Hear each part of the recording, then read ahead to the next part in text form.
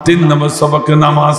কিন্তু আমার ভাইজান প্রথম সবক বাদ দিয়া যদি কেউ নামাজ পড়ে, কিয়ামত পর্যন্ত নামাজ পড়লে তার নামাজ এই রাগ করলে নাকি এই নেন কড়কুড়ি হাদিস ওয়াইন সামা ওয়া সাল্লা ওয়া জামা আন্নাহু মুসলিম ফাওয়াজিয়া জাহান্নাম।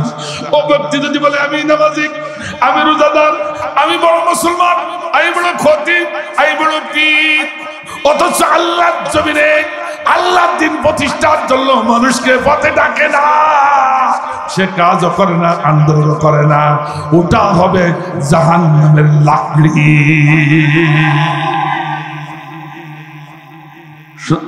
এটা রাগ করলেন নাকি ভাই? হাদিসে যেমনি আছে আমি তেমনি বলে দিলাম, তা আপনার কলি যাইতে বেঁধে যাইতে আমি করবো কি? কথা কন না কেন আমার ভাইজান? অথচ এই দেশের 3 নম্বর সবক কেমন তাও একটু শোনাই দিই নাকি? এই সবকের নাম আছে হাফসে দম। সবকের নাম কি? হাফসে দম। সবকটা কেমন একটু শোনেন।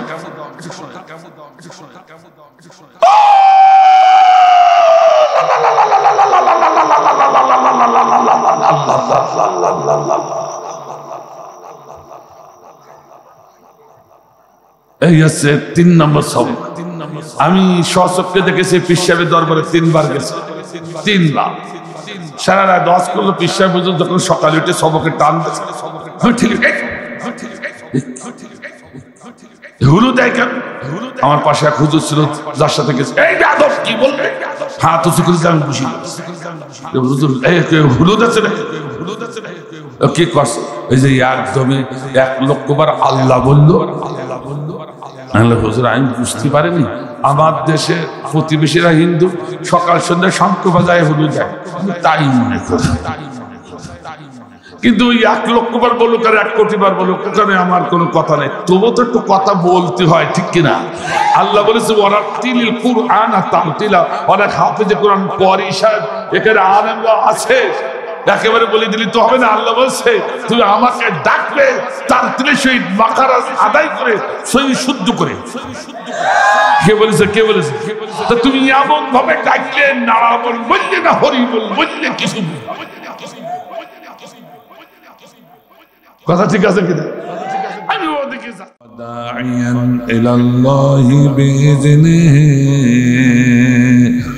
আসরাজাম মুনীরা। সকলে প্রাণ খুলে একসঙ্গে হৃদয় উজাড় করে আসুন কালামে পাক তেলাওয়াত করি।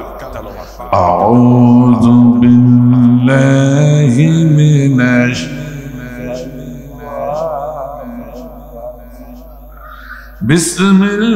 বিসমিল্লাহির রহমানির রহিম। ইন্নাল্লাহা ওয়া মালাইকাতাহু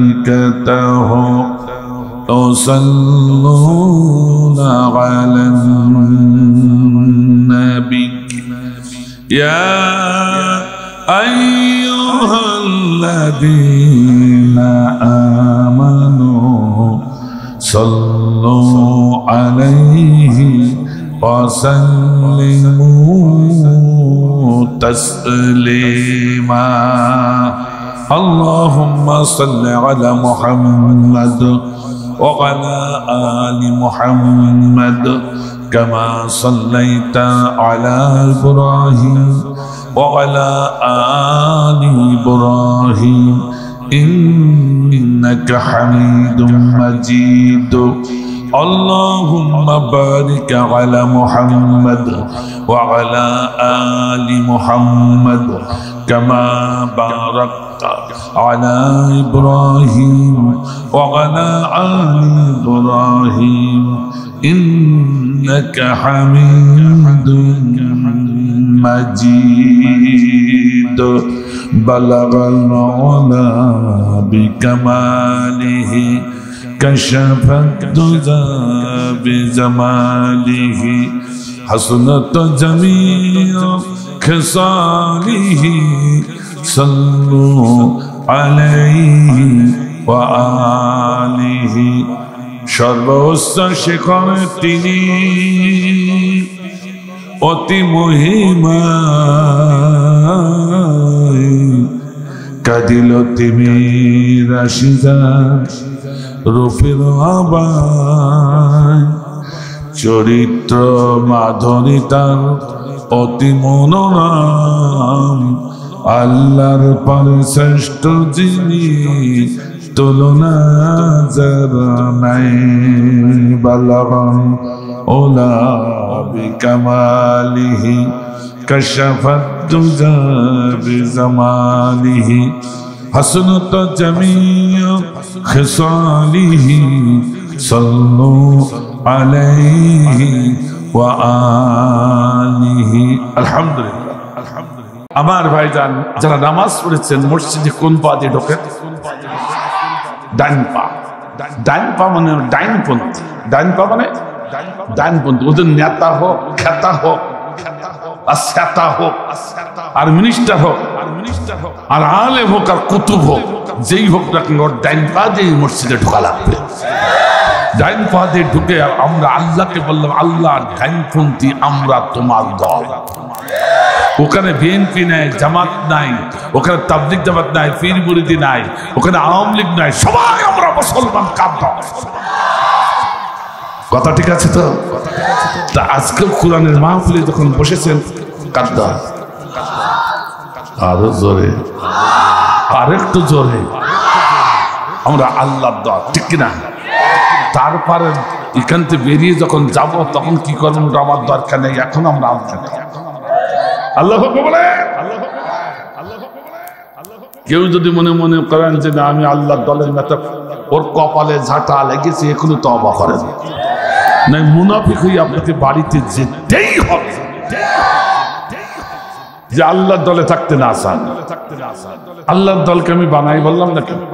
সূরাতুল মুজাদালা 12 থেকে 19 নম্বর আয়াত খুলে দেখুন, কল করে দলিল। আল্লাহ বলছে দল দুটো, একটা আছে হিজবুল্লাহ আর একটা আছে হিজবুশ শয়তান। একটা আছে আল্লাহর দল আর একটা আছে শয়তানের দল। যেটা আল্লাহর দলে নেই ওটা কোন দলে? ও যদি ফেরেশতার মতো কাজ করে তবু কোন দলের? ও যদি বড় পিশাব হয় তবু কোন দলের? ও যদি বড় হাফেজ, এই হাফেজরা রাখতে তোমাদের বলছি, ও যদি বড় হাফেজ হয় কোন দলের? যদি আল্লাহর দলে না থাকে তাহলে কোন দলের? কথা স্পষ্ট তো, কথা কি স্পষ্ট? আমরা কোন দলে থাকতে চাই? যদি মরণ আসে তারপর কোন দলে থাকবো? যদি ফাঁসিতে নেয় তারপর কোন দলে থাকবো? যদি আমাদের চাকরি বন্ধ করে দেয় তবু কোন দলে থাকবো? যদি ভারত আমাদের অ্যাটাক করে চতুর্পাশে তবু কোন দলে থাকবো? সবাই রাজি? আল্লাহ কবুল করুন, আমিন। আর রাসূল বলে আমিন। সেই পুরাতন গজল দিয়ে আজকে আলোচনা শুরু। অনেক দিন ধরে গজলটা গাইছে, বাস্তবতা পাচ্ছেনি, এখন মনে হয় কাছাকাছি। ইনশা কোন একদিন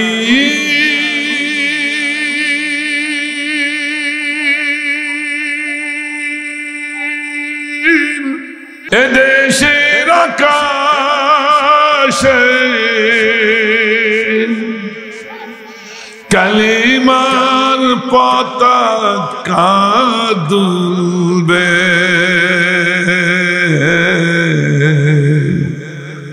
সেদিন সবাই আল্লাহর বিধান পে দুঃখ বেদনা ভুলবে। আল্লাহ বলে কোন একদিন এদেশের আকাশে কালিমার পতাকা দুলবে, সেদিন সবাই খোদাই বিধান পে দুঃখ বেদনা বলবে। একাকিনী রমণী দুর্জন পথে যাবে, কোন জন কটু কথা কবে না, কোনখানে কোন জায়গায় সম্পদের ময়ে খুনার রাহাজানি হবে না, ঠিক না? একাকিনী রমণী দুর্জন পথে যাবে, কোনজন কটু কথা কবে না। কোনখানে কোন জায়গায় সম্পদের লোভে খুনার রাহাজানি হবে না। সেই দিন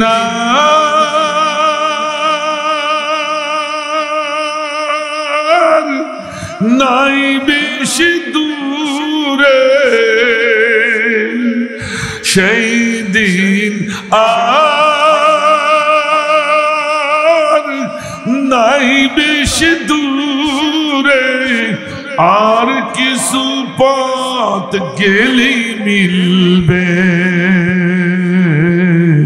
সেদিন সবাই আল্লাহর বিধান পেয়ে দুঃখ বেদনা ভুলবে।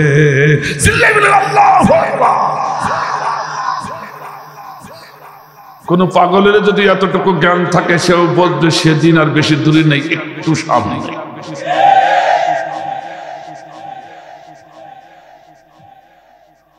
আমার ভাইজান, 5ই আগস্ট আমার দেশের ছেলেরা নতুন স্বাধীনতা এনে দিয়েছে, ঠিক কিনা? এ দেশের আপামর সকল মানুষ, কি জামাত ইসলাম, কি বিএনপি, কি তাবলিগ জামাত, কি খিলাফতে আন্দোলন, কি পীর মুরিদি, আপামর সকল মানুষ ঐক্যবদ্ধ হয়ে সেদিন আমার দেশের সোনামণি বৈষম্য বিরোধী ছাত্র আন্দোলনের কর্মীদেরকে, ছাত্রদেরকে আমরা সমর্থন করেছিলাম। কথা কয় না কেন?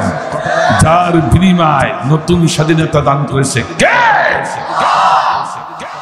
সেই স্বাধীনতা যদি কেউ ভণ্ডুল করতে চায় নতুন করে, বাংলার জমিনে আবার নতুন স্বৈরাচার যদি নতুন করে মাথা উঁচু করে,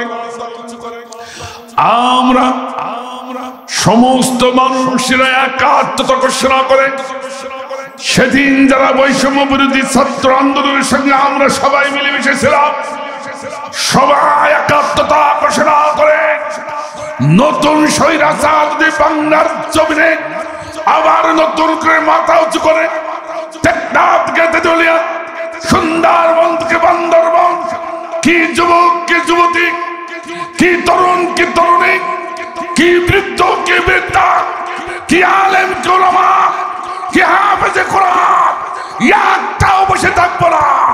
যারাতে যা আছে তাই নিয়ে রাজপথ দখল করা হবে, কোন স্বৈরাচারকে মাথা উঁচু করতে দেওয়া হবে না।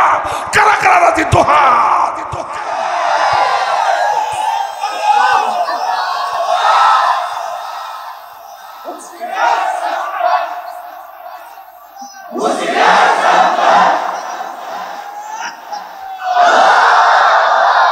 আল্লাহ কবুল করুন, আমিন।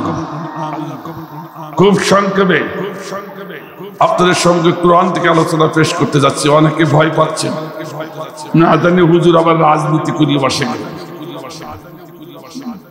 আমি এখানে রাজনীতি করতে আসি নাই, আমি এসেছি কোরআন নীতি করার জন্য।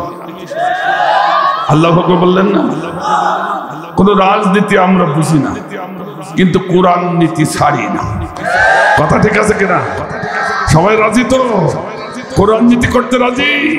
আচ্ছা, কে কে রাজি না হাত উঁচু করে? মাশাআল্লাহ, কবুল করুন, আমিন। দেখবেন কোনটা উঠে আজকে 1 ঘন্টা আলোচনা হবে, সময় দেওয়া যাবে না ইনশাআল্লাহ। যেটা উঠবে বুঝবেন ওই সেই আব্দুল্লাহ বিন উবাইর খালাতো ভাই। ওর সঙ্গে বন্ধুত্ব করা যাবে না। ওর সঙ্গে যদি বন্ধুত্ব করা, 16 বছর নির্যাতন ভোগ করেছেন, এবার 32 বছর নির্যাতন ভোগ করা লাগবে, ঠিক না? দেখবেন কোনটা উঠে আসবে। কোরআনে কাছে বলে কোরআন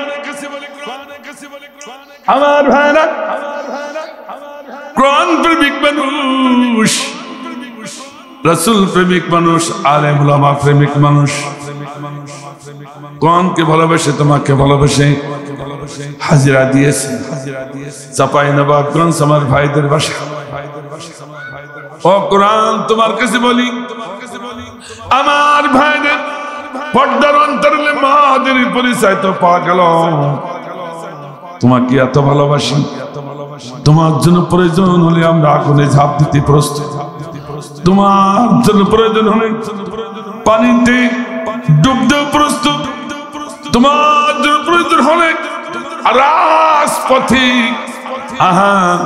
গুলির আঘাত যেতে প্রস্তুত তোমার জন্য প্রয়োজন হলে আমরা হাসি মুখে ফাঁসির মঞ্চে যেত প্রস্তুত ঠিক না এত ভালোবাসি কোরআন তোমার বাড়ির ঠিকানা কি একটু আমাদের দেওয়া যাবে না কোরআন বলছে চাঁপাইনবাবগঞ্জের মানুষের আমার বাড়ির ঠিকানা তখন জানতে চাইছো শুনে নাও বিসমিল্লাহির রহমানির রহিম بل هو قرآن مجيد في لوح محفوظ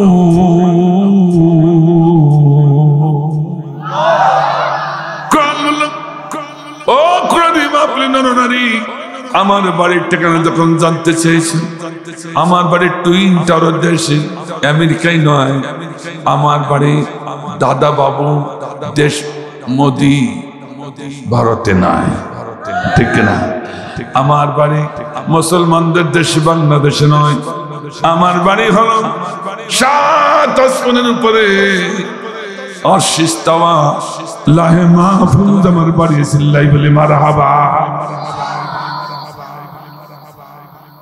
তো কোরআন যে কথা বলেছে এটা তো মানতে রাজি আছেন তো হ্যাঁ তো এইভাবে যদি বলি তাহলে অসুবিধা নেই বলি কোরআন এটা বুঝলাম আমার ভাইরা মা বোনেরা রাতের বেলায় তোমাকে ভালোবেসে শুনবার জন্য এসেছে ও কোরআন তুমি রাতে আসলে না তুমি দিনে আসলে কোরআন তাদাই বিসমিল্লাহির রহমানির রহিম ইন্না আনজালনাহু ফি লাইলাতিল কদর আবিদের মানুষ না না আমি কোরআন দিনের বেলা আসি নাই মহিমান্বিত রজনী পৃথিবীতে রাতের বেলায় রমজান মাসে এসেছিলাম সিল্লাই বলি মারহাবা ভাইরা আমার কোরআনের কাছে এবার বললাম কোরআন তোমাকে যা প্রশ্ন করছি তাই তো উত্তর দিচ্ছি এবার তোমার কাছে একটা ভালো গুরুত্বপূর্ণ কথা প্রশ্ন বলো ও কোরআন আমার ভাইরা আসলাম পর্দার অন্তরালে আমার মায়ের এসেছেন অনেক ভাইরা এখনো রাস্তায় ঘাটে আছেন তারা এখনো কোরআনের মাহফিলে আসে নাই ওদেরও একটা উদ্দেশ্য আছে ঠিক কিনা ওদের একটা কি আছে হয়তো বাদাম কিনে খাবে নাই তো কোথায় একটা ছেলে মেয়ে আছে তাদের সাথে একটু গল্প করবে কথা কয় না কেন ওদের একটা উদ্দেশ্য আছে না কোন উদ্দেশ্যে রাস্তায় দাঁড়ায় থাকে দেখবেন মেয়ে ছেলের প্যান্ডেল যেখানে সেই এলাকায় কিছু যুবক ঘোরাঘুরি করে এই একটা বেরোলে তার সাথে একটু গল্প করবে কথা কয় না কোরআন আমার ভাইদের কিন্তু কোরআনের মাহফিলে আমরা যারা বসেছি আমার ভাইদের লক্ষ্য উদ্দেশ্য হলো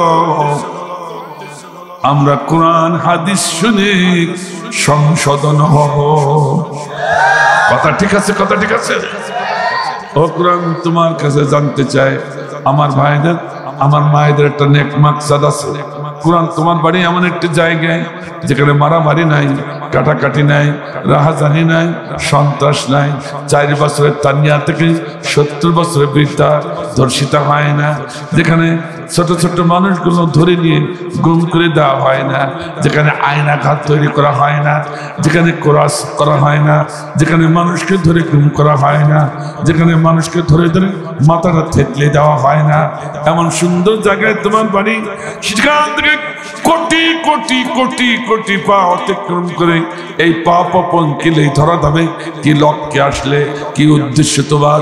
ও কোরআন, তুমি কি একবার আমাদের একটু খুলে বলবা? কথাকে বুঝতে পারছেন?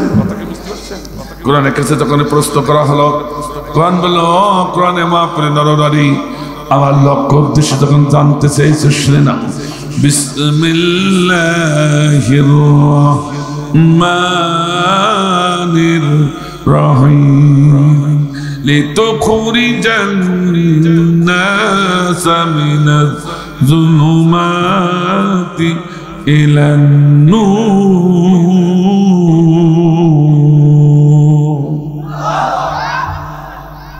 এই সুবহানাল্লাহ আল্লাহর কথা কয়জন বললো আর কয়জনের কি হলো?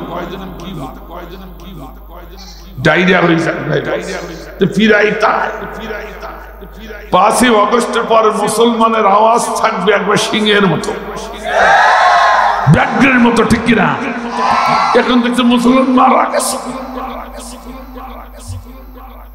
রাসূলের একটা হাদিস শুনেন মাঝখানে, আল্লাহ নবী বলেছেন,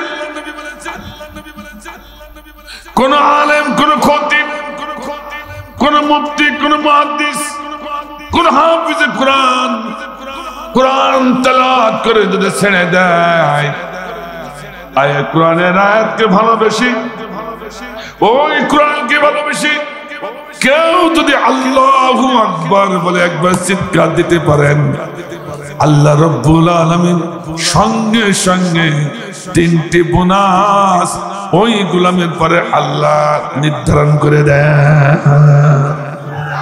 কয়টা বোনাস? 3টা বোনাস। কয়টা বোনাস? আমার কথাকে বুঝতে পারছেন? কোরআন তেলাওয়াতের শেষে যদি আল্লাহু আকবার বলা যায়, খুলুসিয়াতের সহিত 3টি বোনাস দান করবেন। কে? প্রথম বোনাস, আল্লাহ বলে, যখন আমার গোলাম আমার কোরআনকে ভালোবেসে আল্লাহু আকবার বলে, তখন আমি আল্লাহর সিজদায় থাকতে পারি না। ফাযকুরুনি আযকুরুকুম, আমাকে যেই না আল্লাহ বলে ডাক দেয়, খুলুসিয়াতের সহিত আমি আল্লাহ কোটি কোটি পাওয়া অতিক্রম করে ওই গোলামকে ভালোবেসে হাবলিল ওয়ারিদ শাহরগের থেকে আরো কাছে এসে যায়। রাসূল বললেন, না না, শাহরগ থেকে কাছে নয়, অর্থাৎ গোলাম আর ওই বান্দারের মাঝখানে কোনো পর্দা থাকে না, হিজাব থাকে না, একাকার হয়ে যায়।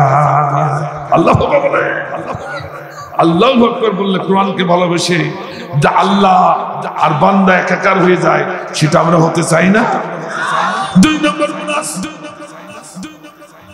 রাসূল বলেছেন, আল্লাহ বলেন, না, আমি শুধু একাকার হয়ে ক্ষান্ত হই নাই, আমার গোলাম যেভাবে আমার কোরআনকে শুনছে ভালোবেসে আল্লাহু আকবার বলছে, আমি এত এত এত খুশি, এত ভালোবেসে ফেললাম ওই গোলাম, ওই বান্দা বান্দিকে। আমি শুধু একাকার হয়ে ক্ষান্ত হই না, যতক্ষণ গোলাম এই কোরআনের মাহফিলে বসে থাকে, লাআল্লাকুম তুরহামুন, আমি আল্লাহ আমার রহমত ঝর্ণা ধারার মতো আমার গোলামের মাথার পরে ঝরাতে থাকি। আল্লাহু আকবার বলে। 3 নম্বর বোনাস, নির্ধারিত সময় পর্যন্ত যখন মাহফিল শেষ হয়ে যাবে, গোলামগুলো উঠে যাবে, তখন আমি গোলামের ডায়নারটা ধরে বসি আর বলি, গোলাম এত ভালোবেসে পেরেছি তোকে, আর একটু কিছু সময় বসতিস তাহলে মনের কথাগুলো আমি একটু ব্যক্ত করতে পারতাম। আল্লাহ বলে, কিন্তু গোলাম এখন থাকতে পারবি না, সময় শেষ, দুনিয়ার প্রয়োজনে তোকে কিন্তু উঠতে হবে, তা যা, চলে যাচ্ছে, তোরে খালি হাতে ফেরাবো না। আল্লাহ বলেন, রাসূল বলেছেন, সঙ্গে সঙ্গে গোলামের ডাইনারটা ধরে ফেলে আল্লাহ, ডাইনার ধরে বলে, ইহদিনাস সিরাতাল মুস্তাকিম, যার গোলাম চলে যাচ্ছিস তোকে আমি জান্নাতের পথে ঢুকায়ে দিয়ে চলে গেলাম। আল্লাহু আকবার। কোরআনের আয়াত তেলাওয়াত শেষ হলে যারা আল্লাহু আকবার বলবে, 3টি বোনাস কে দিবে? আর কে দিবে? এই জন্য কেউ মুখ বন্ধ করে থাকবেন না। কোরআনের আয়াত পড়া শেষ হলে অন্তত 3টি বোনাস নেওয়ার জন্য আল্লাহকে ভালোবেসে, কোরআনকে ভালোবেসে আল্লাহু আকবার, আল্লাহু আকবার। আমার ভাইজান, তাই তো কোরআন বলছে, আমি দেখলাম পৃথিবীর তামাম মানুষগুলো অন্ধকার গহ্বরে নিমজ্জিত, অন্ধকারের গহ্বরে নিমজ্জিত মানুষগুলোকে দুহাত ধরে উঠায়া একটি আলো তথা জান্নাতে ঢোকাবার জন্য আমি কোরআন পৃথিবীতে এসেছি। আল্লাহু আকবার। তাহলে সমস্ত মানুষ অন্ধকারে, সমস্ত মানুষ কিসে? অন্ধকার গহ্বরে। এখান থেকে কোরআন উত্তোলন করে কোথায় নেবে? নূর তথা জান্নাতে। আল্লাহু আকবার। আমরা কি সেই জান্নাতে যেতে চাই? একটা একটা করে ঢুকাবো ইনশাআল্লাহ। একটা খুব সংক্ষেপে কোরআনের কাছে বলি, কোরআন তুই তো আমাদের জান্নাতে ঢুকাতে চাইলে, আর এক শ্রেণীর লোক আছে যারা কোরআনের মাহফিলেও আসে না, গানের কথা বললে, ডান্সের কথা বললে আগে আগে যায়। তো আপনাদের এই এলাকায় নাই?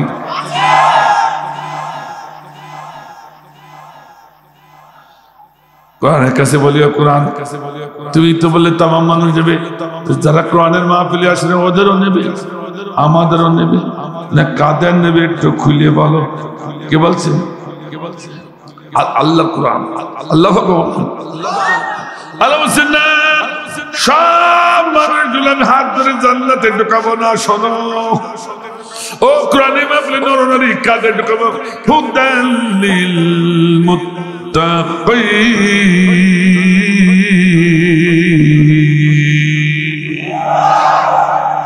যারা মুত্তাকি, যারা কোরআনকে ভালোবেসে, কোরআনের কাছে সারেন্ডার করেছে, ইসলামের কাছে সারেন্ডার করেছে, এদেরকে আমি হাত ধরে জান্নাতে ঢুকাবো, ওদেরকে নয়।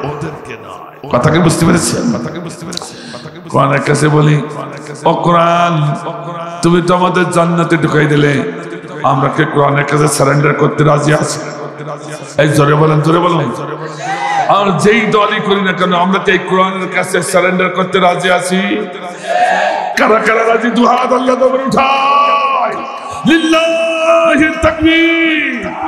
আল কোরআনের আলো, তোমার নেতা আমার নেতা।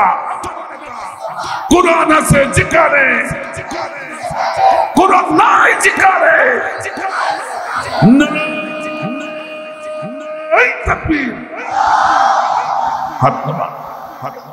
হাত উঠেছে কার সামনে? আমার সামনে না, কেউ কার সামনে? কোরআনের কাছে সারেন্ডার করেছে। আল্লাহ বলে, কোরআনের কাছে বলে, কোরআন আমার ভাই, আমার মায়েরা, আমরা সবাই তোমার কাছে সারেন্ডার করলাম।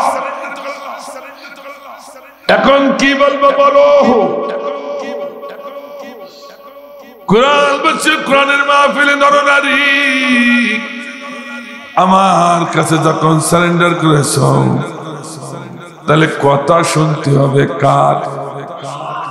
কোরআন দ্যাট মিনস আল্লাহ। আল্লাহ বলেন, দুনিয়ার নেতা নেত্রী, হ্যাঁ, বিল ক্লিন্টনের, ডোনাল্ড ট্রাম্পের, মোদি সরকারের, তাহলে কথা শুনতে হবে। আল্লাহ আমার ভাইজান, খুব সংক্ষেপে বলি, আমার ভাইরা কোরআনের কাছে সারেন্ডার যারা করেছে, এরাই হলো মুত্তাকি। সুবহানাল্লাহ বলে, হুদাল লিল মুত্তাকিন।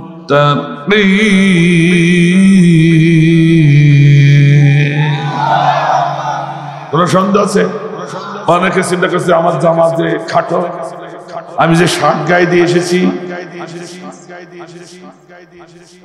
অনেকে চিন্তা আমার তো জুব্বা নাই, চিরা জামা, আমার তো টুপিও নাই, এরকম কথা কয় না কেন? তাহলে তো সারেন্ডার করলাম, তো আমি তো মুত্তাকি হতে বললাম। কারণ আমার সমাজের এরকম একটা চিন্তা ভাবনা আছে, মুত্তাকি হলো ওরা যাতে বিশাল জুব্বা, তাসবিহ হাতে, মাথায় পাগড়ি, হাজির রুমাল, এইটাই মানে আসল মুত্তাকি। নাউজুবিল্লাহ বলেন। মুত্তাকি পোশাকে প্রমাণ হয় না, মুত্তাকি আমলে প্রমাণ হয়। ঠিক না? এক কথায় মুত্তাকি তাফসীর করতে আমার সময় হবে না, তাফসীর করতে হলে 1 ঘন্টা লাগবে। এক কথা শুনুন, আমরা বিএনপি, জাতীয় পার্টি, আওয়ামী লীগ, জামাত ইসলাম, তাবলিগ জামাত, পীর মুরিদি, ঈশা আন্দোলন, ছাত্রলীগ, ছাত্র শিবির, ছাত্র দল, আহলে হাদিস, আহলে সুন্নি, হিফাজতে ইসলাম, আমরা যত মত আছে, যত দল আছে, আল্লাহ বলছে ও সব কিছু বুঝি না।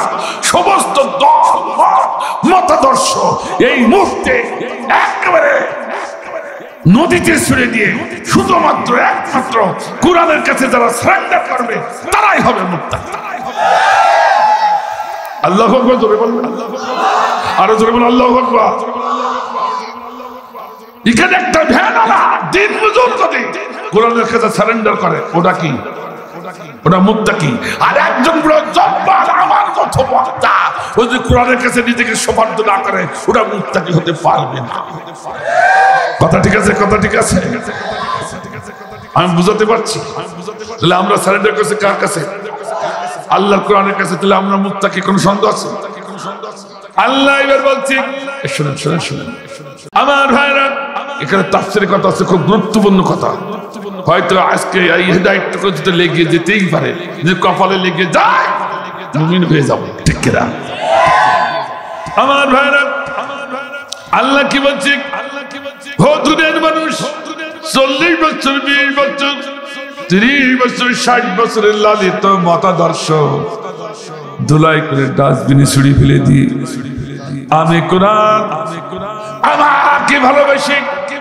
এই মুহূর্তে তোমরা যারা আমার কাছে সারেন্ডার করেছ, তোমাদের একেবারে খালি হাতে আমি আল্লাহ ফিরাবো না। আল্লাহ বলে তোমাদের খালি হাতে ফিরাবো না। আমরা বলবো কোরআন কি দিবেন তাড়াতাড়ি দেন। আল্লাহ বলে আজকে নগদ নিয়ে যাবো, নগদ, একেবারে নগদ। যদি কোরআনে বিশ্বাসী হয় নগদ নিয়ে বাড়িতে যান, নগদ নিয়ে। আমার মা বোনদের বলছি, আমার কণ্ঠ বসা তাতে কি হবে, এইভাবে কথা বললে অসুবিধা নেই তো? আমার ভাইজান মা বন্ধুর বলছে বা নগদ নিয়ে যান আজকে, যদি সত্যিকার কোরআন উপলব্ধি করতে পারে। ভাই আমার, তার আগে প্রেক্ষাপটে একটা কথা বলতে হয়। আল্লাহ নবী কাবার হাতিমে বসে আছেন। In the meantime Abu Jahl কাবার হাতিমের সম্মুখে যে পথ দিয়ে আসতেছেন, আবু জাহাল রাসূলের বন্ধু না শত্রু? একটু আস্তে কর। আবু জাহাল ভাতিজা মুহাম্মদকে দেখে বলছে, ভাতিজা মুহাম্মদ, তুমি তো প্রতিদিন একটি করে নতুন খবর শোনাও, আজকে তোমার কাছে কোনো নতুন খবর আছে নাকি? এই কথা যেই বলেছে, আল্লাহর নবী চাচা আবু জাহেলকে সম্মান করে দাঁড়িয়ে গেলেন। শত্রু হিসাবে নয়, সম্পর্কে চাচা হয়, তাই তো সম্মান দিয়ে দাঁড়িয়ে গেলেন। আল্লাহু আকবার বলেন। কথাকে বুঝতে পেরেছেন? কোন মানুষকে ঘৃণা করা যাবে না। মানুষের কর্মকে আপনি ঘৃণা করবেন, কিন্তু মানুষকে ঘৃণা নয়। ঠিক না আমার ভাইজান? আল্লাহ নবী বলছেন, চাচাজি আমার জীবনের সব থেকে বড় খবর আপনারে শোনাতে পারি। এই কথা যেই বলেছে, আবু জাহল লাফ করে ঝাঁপ দিয়ে ভাতিজার সম্মুখে বসে গেল। বলে, বল ভাতিজা, সে খবরটা কি? চাচা খুব শান্ত হয়ে শোনেন তো, বলো। এই যে রাত্র, এই রাত্রে আমি এখান থেকে বাইতুল মাকদিসে গেলাম। কোথায় গেছো? বাইতুল মাকদিস। আবু জাহল কিন্তু জানে ওর নাম আবুল হেকাম।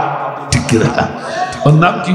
আবুল হেকাম জ্ঞানের পিতা নাম ছিল, ও সব জানে। কথা কয় না কেন? আবুল হেকাম কথা কয় না কেন? আমার দেশে যেমন ব্যারিস্টার শুভম, কথা কয় না কেন? ও সেদিন বলেছিল, আল্লাহু আকবার তাকবীর যারা দেয় এরা সব জঙ্গি। আর নাউজুবিল্লাহ জোরে বললেন না? ও যাইনি শুনিয়ে বলিছে, কথা কয় না কেন? কারণ এই আল্লাহ ভক্ত তাকবীর যারা দেয়, কোরআনের পক্ষে যে মানুষগুলো আছে, এদেরকে যদি পৃথিবীর মুখ থেকে বিলীন না করা যায়, আমাদের নেতৃত্ব কর্তৃত্ব থাকবে না। হয়তো একদিন আমাদেরকে ওই হাজত খাইতে সিদ্ধির পিছনে দাঁড়িয়ে ঢুকবে, নাই ভারতে পালাতে হবে। তাই তো আগের থেকে বুঝিয়ে ওরা ওর বিরোধিতা করতো, ঠিক না? এখন সিদ্ধির ঢুকছে কায়দা মতো, কথা কয় না। আর সেই তাকবীর দিতে চান না, হয়েছে যেটা তাকবীর দেখবে না বুঝতে পারবে, ওই যে ব্যারিস্টার শুনে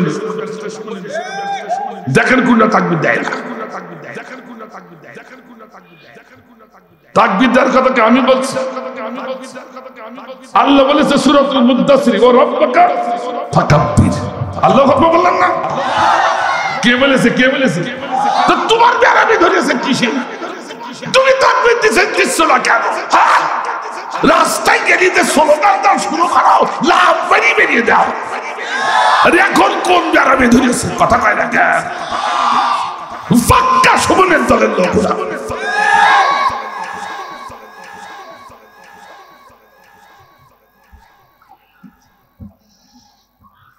সেদিন আবু জাহাল, ব্যাপারটা কি রে? এখান থেকে 500 মাইল পথ আছে বাইতুল মাকদিস, তো গেল কখন, আসলো কখন? বলি এই রাতে গেলাম। কত মাইল পথ? 500 মাইল পথ। ভাই এটি যেতে বলে উঠে যেতে, কথা কয় না, না গাদার পথ, ঠিক না? তুই 500 মাইল গেল, আসলো কখন? আবু জাহেল তো বুঝি ফেলিস, আজকের কাজ হবে না। মোহাম্মদ ভাতিজারে কুফু কাজ করিয়েই ফেলবো বিশ্বের সম্মুখে, কথা কয় না কেন? সেদিনও এরকম কেউ কেউ ভাবিল আবু জাহেল হইয়ে, কথা কয় না কেন? এদের আবার কুফু কাজ করিয়ে ফেলাবো, কথা কয় না কেন? খাপে খাপে খানিকটা মিলিয়ে যাচ্ছে, ঠিক না? ভাই আমার আবু জাহেল বলছে, চাচা এ ভাতিজা এরপর কি হইলো? ও চাচা, এরপর বুরাকে করে নিয়ে আমার আল্লাহ সিদরাতুল মুনতাহায় নিয়ে গেলেন। আল্লাহ বলেন, আপনি না বুঝলে আবু জাহেল বুঝেছে সিদরাতুল মুনতাহা কোথায়। কত গরম স্তর, বরফের স্তর, এ তো মানুষের দ্বারা পার হওয়া সম্ভব না, সেখানে নেই নিয়ে গেছে। ও বুঝে ফেলাইছে, তারপর ভালো লাগছে।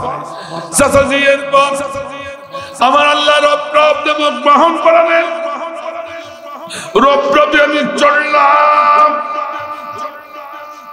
আমি রব যেই চড়েছি, আমি আল্লাহ আর সে আজিমের সিঁড়ির গোড়ায় পৌঁছে গেছি। আল্লাহ তাই নাকি? কি করে গেলে? চাচা শোনেন, আপনি তো বললেন কি করে গেলে, কতটা পথ গেছি তা শুনবেন, তা শোনার দরকার। আর কত সময় লেগেছে তা শুনবেন, তাও তো শোনার দরকার, ঠিক কিনা? শুধু সিদরাতুল মুনতাহা থেকে আর সে আজিমে যেতে, সিদরাতুল মুনতাহা থেকে আর সে আজিমে যেতে 70,000 নূরের পর্দা ভেদ করতে হয়। কত হাজার?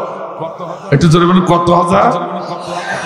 একটা নূরের পর্দা থেকে আর একটা নূরের পর্দা যেতে 5,000 আলোকবর্ষ সময় লাগে। আল্লাহু আকবার।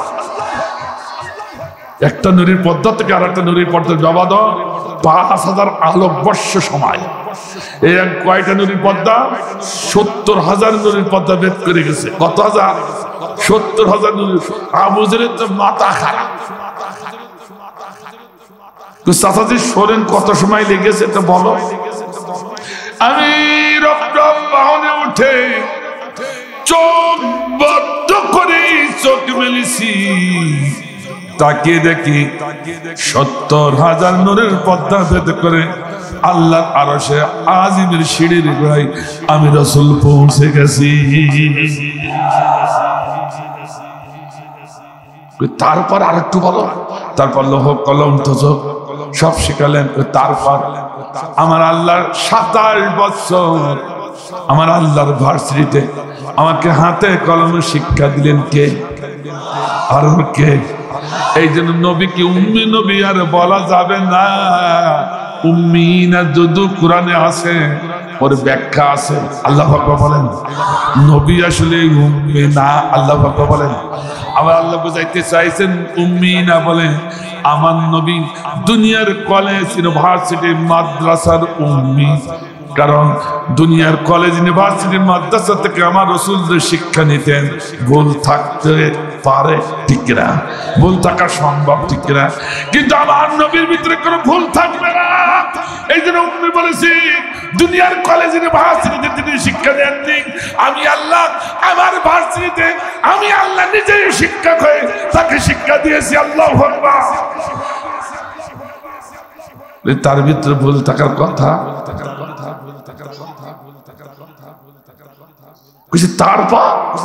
তারপর দুনিয়াতে পাঠালো আল্লাহ। ওই রাত্রে দুনিয়াতে যে সহিহ মুসলিম শরীফের হাদিস এবং বুখারী শরীফের হাদিস, দুনিয়াতে যেই দেখি যে পানি দিয়ে উযু করেছিলাম সে পানি তখনও বালুকার পরে ঘুরিয়ে যাচ্ছে। যে ঘর থেকে বেরিয়েছিলাম সে ঘরের শিকলি তখনও খটখট করে নড়ছে। সুবহানাল্লাহ বললেন। একে আমি গল্প বলছি নাকি? সহিহ বুখারী শরীফের হাদিস কি গল্প হইল? এক কথা কয় না কা আবু জাহেলের তো মাথা খারাপ। এই বালুকার পরে উযু করলে সে বালু পানি সঙ্গে সঙ্গে চুষি নেয়, আর না এখনো পানি গড়াচ্ছে কতটুকু সময় গেল, কখন আসলো, কখন আবার 27 বছর লেখাপড়া শিখেছে। কথা কয় না কেন? কয় কি যে গাঁজা খোর, নেশা খোর, এ পাগল। নাউজুবিল্লাহ বলেন, আল্লাহ নাউজুবিল্লাহ। অমনি আবু জাহেল লাফ মেরে ঠেলি উঠে বলছে ভাতিজা মুহাম্মদ আমার আর কিছু প্রয়োজন নাই। কেন? আসলটা পেয়ে গেছে। কি তুমি যে একটা আস্ত পাগল, আজকে তার প্রমাণ হয়ে গেছে। নাউজুবিল্লাহ, আর নাউজুবিল্লাহ। এই কথা বলে দৌড়ানো শুরু করেছে। শয়তান কিন্তু বসে থাকে না, ওরা ওদের কাজ করতেই থাকে ঠিক কিনা।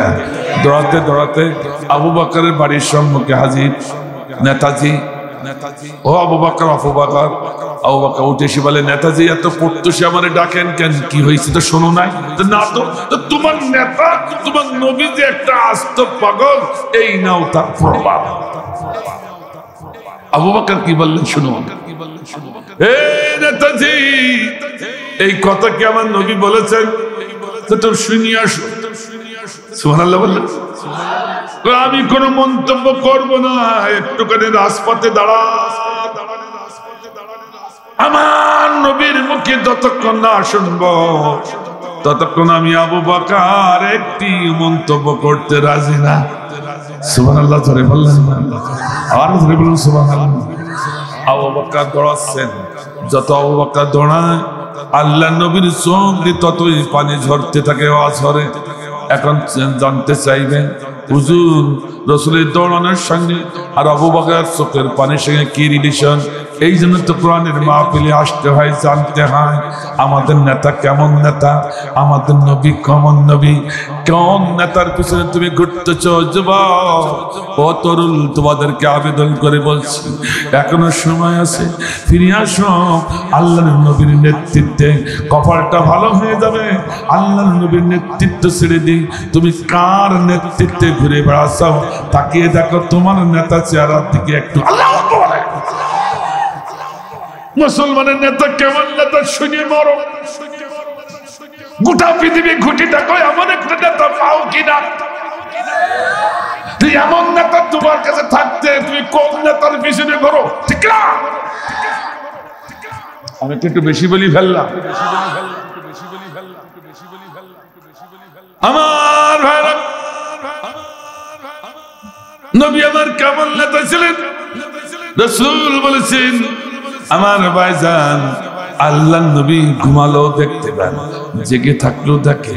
নবীর সম্মুখে যা আছেন তা দেখতে পান, নবী আড়ালে পর্দার আড়ালে যা আছে আল্লাহ নবীর চোখের আড়ালে তাও ধরা পড়ে যায়। আল্লাহু আকবার। আবু বকর পাহাড় এলাকা দিয়ে দৌড়ায় আর আমার নবী চোখের আড়ালে তা ধরা পড়ে যায়। নবী চোখের পরে সিঁড়ি দিয়ে কাদার বলে ও আল্লাহ আমার আবু বকর আসতেছে এই মিরাজের সত্য ঘটনা শোনার জন্য।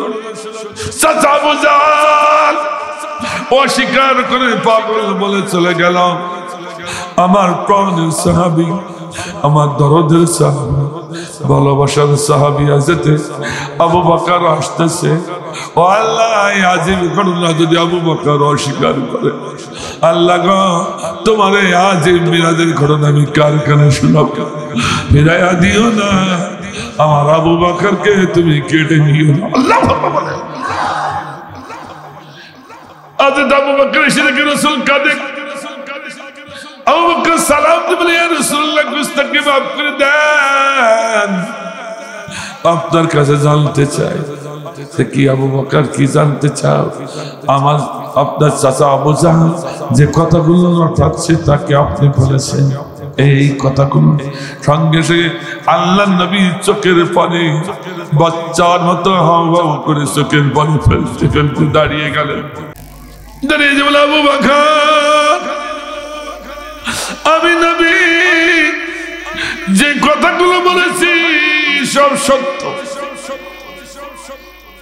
সঙ্গে সঙ্গে আবু বকর বললেন, সাদ্দাকতা ইয়া রাসূলুল্লাহ, আমার আর কোনো বাধা নাই, আমি সব কথাগুলো স্বীকার করে নিলাম, মেনে নিলাম।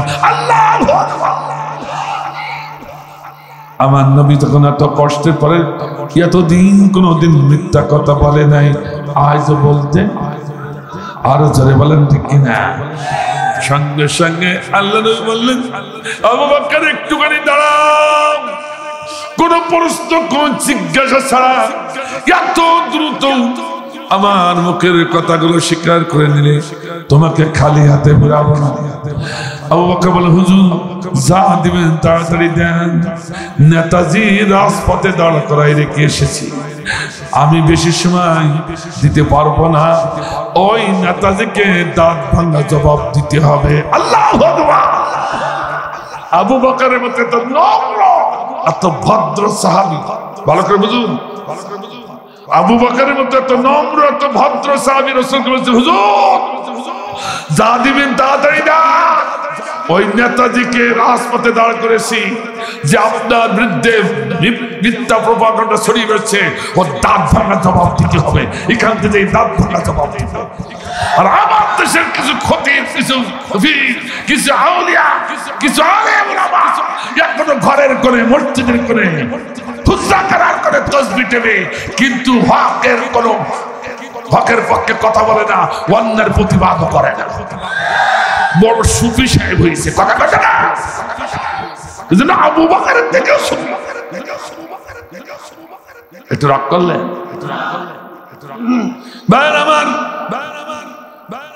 সঙ্গে আল্লাহ নবী বললেন, এতদিন ছিলেন শুধু আবু বকর, আজকে এত বড় আজীব ঘটনা এক বাক্যে যখন স্বীকার করেছ, খালি হাতে ফিরাবো না। আজকে থেকে লকবটা লাগালাম, তোমার নাম হবে আবু বকর সিদ্দিক রাদিয়াল্লাহু তাআলা। আল্লাহু আকবার। আরে তুমি আল্লাহু আকবার।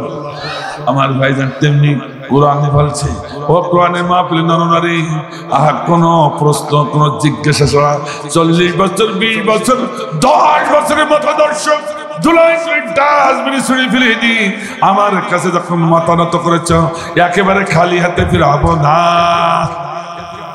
আমরা বললাম, কি দিবেন তাড়াতাড়ি দেন, ঠিক কিনা? কথা বলেন ঠিক কিনা? এইবার কোরআন কি দিচ্ছে বলবো, বিশ্বাস হবে তো? আস্তে কোন আস্তে কোন আস্তে কোন বিশ্বাস হবে তো? কোরআন বলছে শুধু তবে কি দিচ্ছি তোমাদের, ওয়াকানা হাক্কান আলাইনা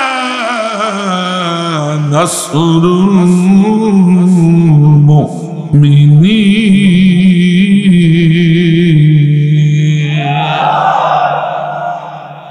হাক্কান শব্দের অর্থ ওয়াজিব, আলেমরা আছেন, আমি প্রায় 22-এর অধিক তাফসীরে দেখলাম হাক্কান শব্দের অর্থ ওয়াজিব। আমার আল্লাহ বলছেন, এই মুহূর্তে তারা কোরআনকে সারেন্ডার করেছো, তোমরাই মুমিন, তোমরাই মুত্তাকি, আর তোমাদের জান্নাত দেওয়া আমি আল্লাহ আমার পরে ওয়াজিব হয়ে গেল। একটু আল্লাহু আকবার জোরে বলা গেল না? আর তুমি আল্লাহু আকবার। আল্লাহ যা ওয়াদা করে তা ভঙ্গ করে নাকি? ইন্নাল্লাহা লা ইখলিফুল মিআদ। এই মুহূর্তে তোমাদের সম্মুখে আমি যে প্রতিশ্রুতি দান করেছি, এ তোমাদের রাজনৈতিক নেতা না, আমি তোমাদের প্রভু বলছি, সার্বভৌম ক্ষমতার মালিক বলছি, আমি যা ওয়াদা করেছি তা কখনো ভঙ্গ করি না। আল্লাহ জোরে বললেন না? খুলুসিয়াতের সহিত কোরআনের কাছে যারা সারেন্ডার করেছি তাদের জান্নাত দেওয়ার দায়িত্ব কার? আর এদের কার? স্পষ্ট কথা, এর থেকে স্পষ্ট কথা আছে কিনা আমি জানি না। এই জান্নাত থেকে সব যেতে চান? সবাই যেতে চান তো নাকি? এবার কোরআনের কাছে বলি, কোরআন ভালো করে শুনো। তুমি তোমাদের জান্নাত দিয়ে দিলে, এখন কি হাত পা গুটিয়ে বাড়িতে বসে থাকবো? কোরআন বলছে না। তো কি করবো? এই দেশের নেতা নেত্রীর কথা শুনবো না, মোদির কথা শুনবো না, ডোনাল্ড ট্রাম্পের কথা শুনবো না, নেতানিয়াহু? বলছেন না। মাথা নত করেছে যখন আমার কাছে, কথা শুনতে হবে আমার। এবার আসতে কোরআন দেখবি আল্লাহ আল্লাহ বলছে মাথা নত করেছে যখন আমার কাছে, কথা শুনতে হবে কার? আরো জোরে, আরো জোরে। আমার ভাইজান, এই কোরআন গবেষণা করে আমি 9টা সবক বের করেছি। এই 9টি সবক যারা নেবে বিনা হিসাবে জান্নাতে চলে যাবে। আর আল্লাহু আকবার, আর আল্লাহু আকবার। কয়টি সবক? আর কয়টি? 9টি। এই কোরআন গবেষণা করে আমার ভাইরা, আমার দেশে পীর মাশাইখদের সবক আবার 9টা। এদিকে আমার রাগ করেন না কোন পীর মাশাইখ ভাইরা। কোন হক্কানে পীরকে আমি শ্রদ্ধা করে বলছি, ঘৃণা করছি না। হক্কানে পীর, কারণ শাহজালাল রাহমাতুল্লাহ আলাইহি যদি আজ এর বুকে, সিলেটের বুকে না আসতে, কোথায়? শাহজালাল রহমতুল্লাহ আলাইহি একজন পীর, ঠিক কিনা? এক কথা বলেন না কেন? 313 জন মুজাহিদ নিয়ে এসেছিলেন। কতজন? মুখস্থ করুন। আজকে বাংলাদেশে কিছু হিন্দু যুবকরা, অবশ্য হিন্দু ভাইরা কেউ থাকলে রাগ করেন না, হিন্দু ভাইদেরকে আমরা ভালোবাসি, প্রাণ দিয়ে ভালোবাসি। তাদের নিরাপত্তার দায়িত্ব আমাদের কাছে দিয়েছে কে? আল্লাহ। কিন্তু হিন্দু ভাইরা, আপনাদের ভিতরে কিছু কুলাঙ্গার আছে, আমাদের ভিতরে ওরকম কিছু কুলাঙ্গার আছে। কথা কয় না কেন? ওদের আমরা সমর্থন করতে পারি? আর পারি। আজকে কিছু হিন্দু যুবকরা 2 জন খতিবকে গুম করলো, ঠিক কিনা? একজনকে পঞ্চগড়ে পাওয়া গেছে। আমার ভাইজান, হিন্দু এই ইসকনের জঙ্গি সংগঠন, হিন্দু জঙ্গি সংগঠন ইসকনরা সেদিন ওই চট্টগ্রামে সাইফুল ইসলাম আলী মেট্রো আইনজীবীকে রাজপথে দিনের বেলা পশুর মতো, বর্বরের মতো, জাইলিয়া যুগের মতো পাথর দিয়ে তাকে পৃথিবীর বুক থেকে শেষ করে দেব। তার বিচার এখনো হয়। এখন নতুন করে 3টি, এই ভালো করে শুনুন, কয়টি? 3টি অভিযান মিশন নিয়ে বাংলাদেশে নেমেছে। আমার ভাইদের শোনার দরকার, মা যারা আছেন তারা একটু ভালো করে খেয়াল করে শোনেন। 3টি মিশন নিয়ে বাংলাদেশে নেমেছে, একটু শুনুন।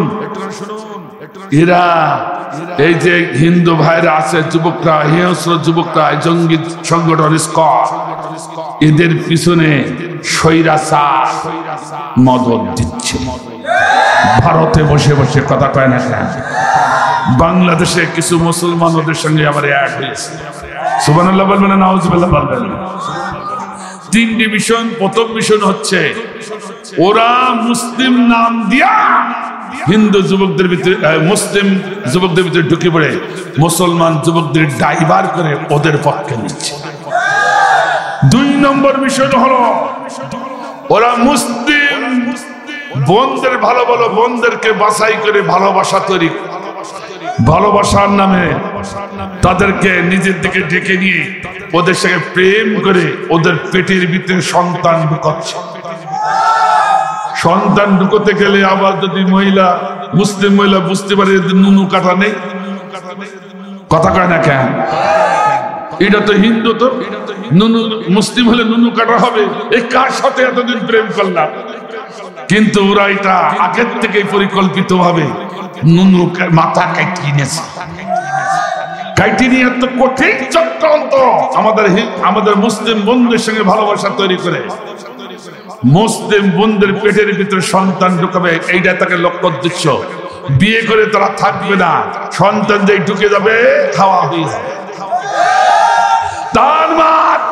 তার মানে 1 লক্ষ ইসকন যুবক যদি 1 লক্ষ আমার মুসলিম বোনদেরকে ভালোবাসায় আবদ্ধ করে 1 লক্ষ সন্তান যদি ঢুকাতে পারে, অসংখ্য আলেমে দ্বীন কানে বসে আছে, কুরআন হাদিস মন্থন করে দেখেন, এই সন্তানগুলো হবে সব চাইগুলো।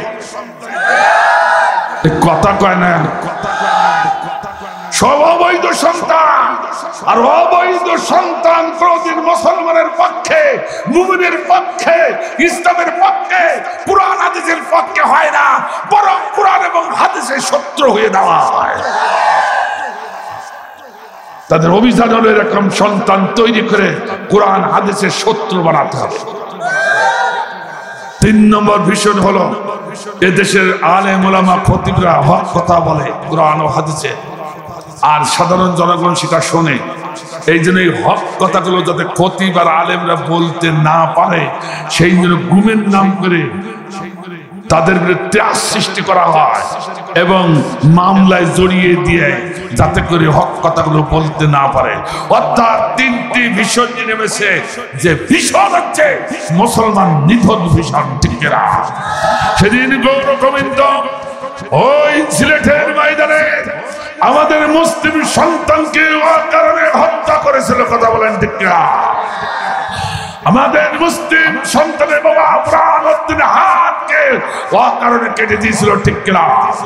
আমরা বলেছি তোমরা স্বৈরাচারের মদত নিয়া ও হিন্দু ভাইরা জঙ্গি ইসকন নামে এই দেশে প্রকাশে মুসলমান নিধন করতে যদি চাও, তোমরা একবার কান করে শুনে রাখো, তোমরা যদি গৌর গোবিন্দ সাধো, তাহলে আমার দেশের ইসলামের পক্ষে নেতারা শাহজালাল সেজে আমরা শাহজালালের মুজাহিদ হয়ে তার টাকা জবাব দেবো।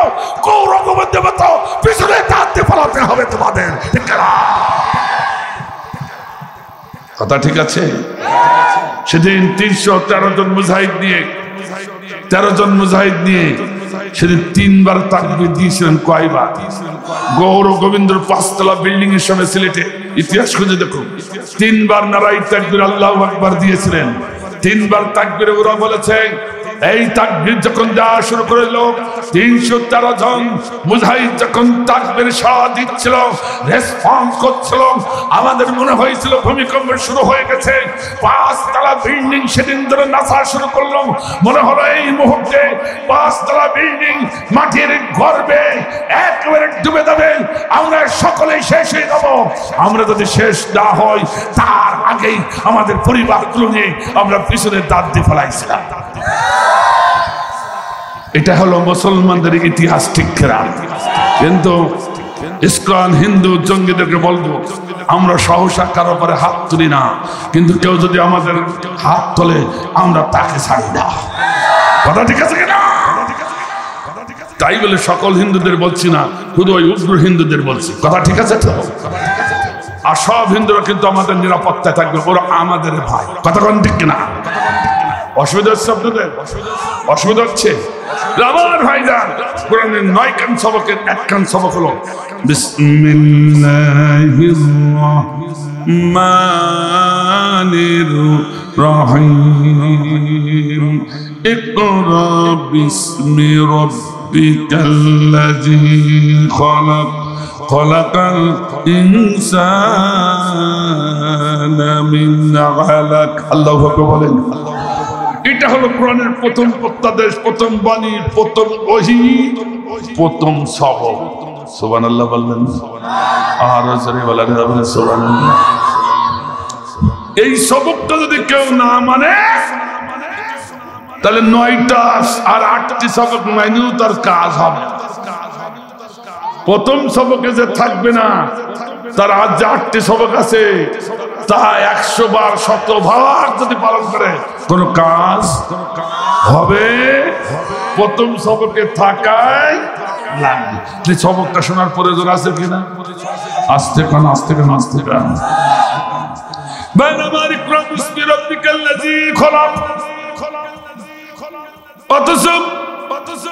আমি এক পীরের দরবারে গেলাম, বিশ্বাবজুর সবক বাতাচ্ছেন কিভাবে, এইভাবে শুনুন।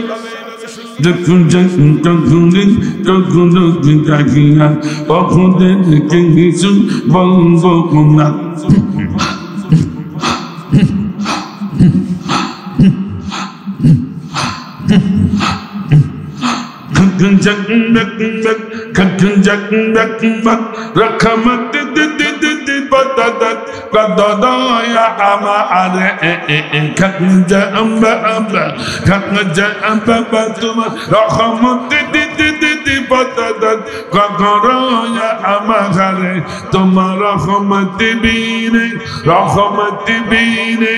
আমি পাপি যাব জাহান্নামে।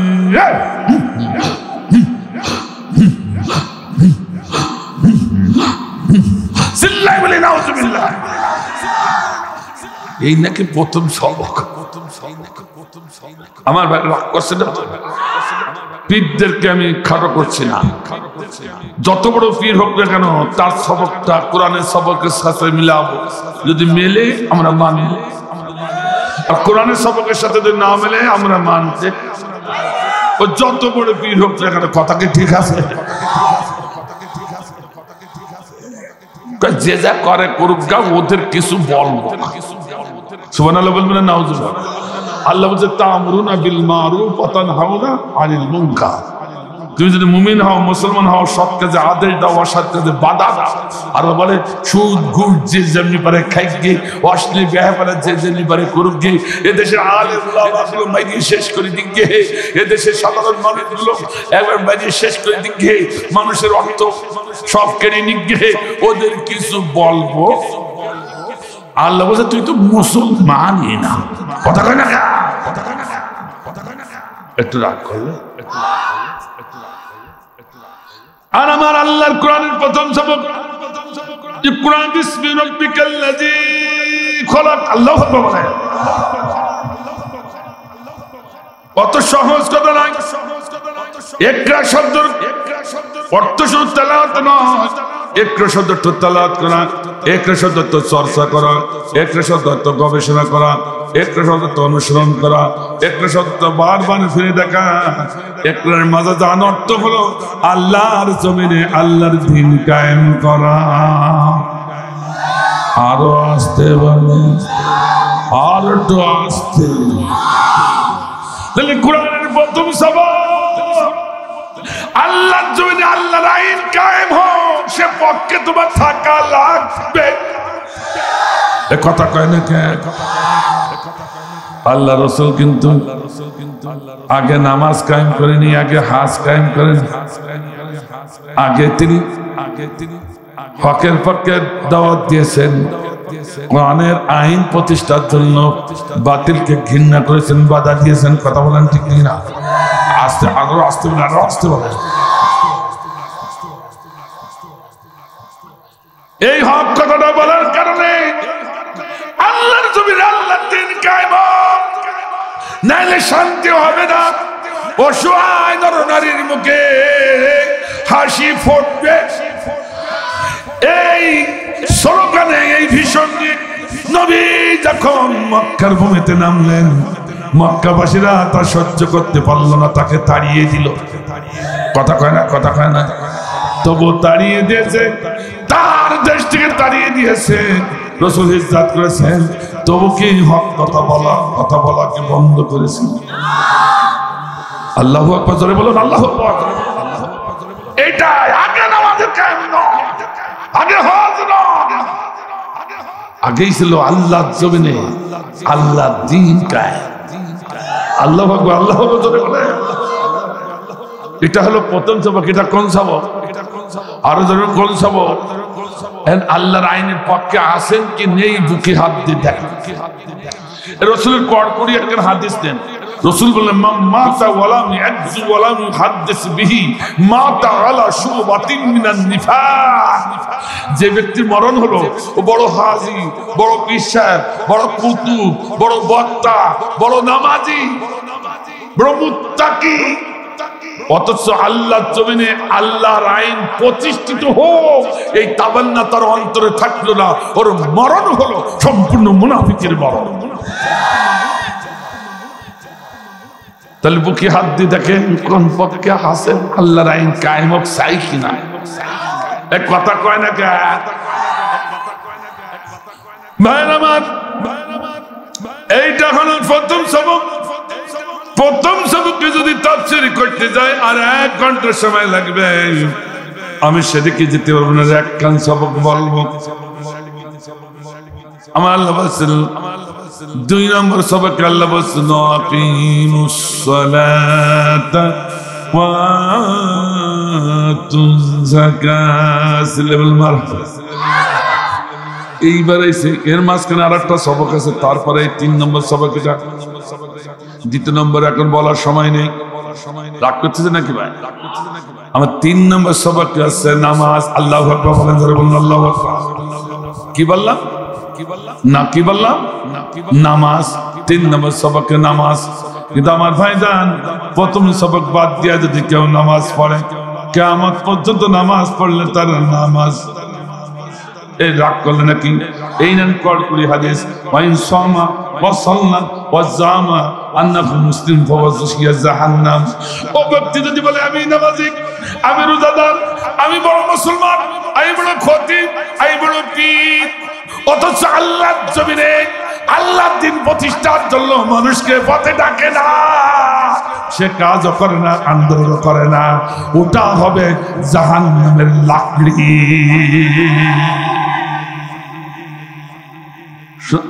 এটা রাগ করলেন নাকি ভাই? হাদিসে যেমনি আছে আমি তেমনি বলে দিলাম। তা আপনার কলি যাইতে বাইরে যাইতে আমি করবো কি? কথা কন না কেন আমার ভাইজান? অথচ এদেশের 3 নম্বর সবক কেমন তাও একটু শোনাই দিই নাকি। এই সবকের নাম আছে হাফসে দম। সবকের নাম কি? হাফসে দম। সবকটা কেমন একটু শোনেন।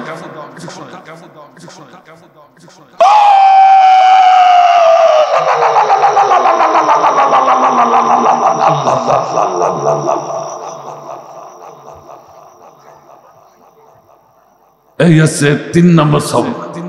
আমি সচক্ষে দেখেছি পীর সাহেবের দরবারে 3 বার গেছি। 3 বার সারা রাত 10 করলো। পীর সাহেব যখন সকালে উঠে সবকে টান হুলু দেয় কেন? আমার পাশে এক হুজুর ছিল যার সাথে গেছে। এই বেয়াদব কি বলবে? হ্যাঁ তো চুকরিতে আমি খুশি হুলু যাচ্ছে না কি করছে? এই যে একদমই 1 লক্ষবার আল্লাহ বললো। হুজুর আমি বুঝতে পারিনি, আমার দেশে প্রতিবেশীরা হিন্দু, সকাল সন্ধ্যা শঙ্খ বাজায় হুলু যায়, তাই মনে করি। কিন্তু ওই 1 লক্ষবার বলুক আর 1 কোটিবার বলুক, ওখানে আমার কোনো কথা নেই। তবু তো একটু কথা বলতে হয়, ঠিক কিনা? আল্লাহ বলেছে ওয়ারাতিলিল কুরআনা তারতিলা। অনেক হাফেজে কোরআন পড়ি সাহেব এখানে আলেমরা আছে, একেবারে বলে দিলি তো হবে না। আল্লাহ বলছে তুমি আমাকে ডাকবে তার তিলে শহীদ মাখারাজ আদায় করে সহি শুদ্ধ করে। কে বলেছে? কে বলেছে? তা তুমি এমন ভাবে ডাকলে নাড়া বল বললে না হরি বল বললে কিছু কথা ঠিক আছে কিনা? আমি ওদিকে যাচ্ছি না। এই ডাক, এই হাফসে দম সবক যখন দেশে লক্ষ লক্ষ জনতা, কিছু লোক বিশাল দেওদের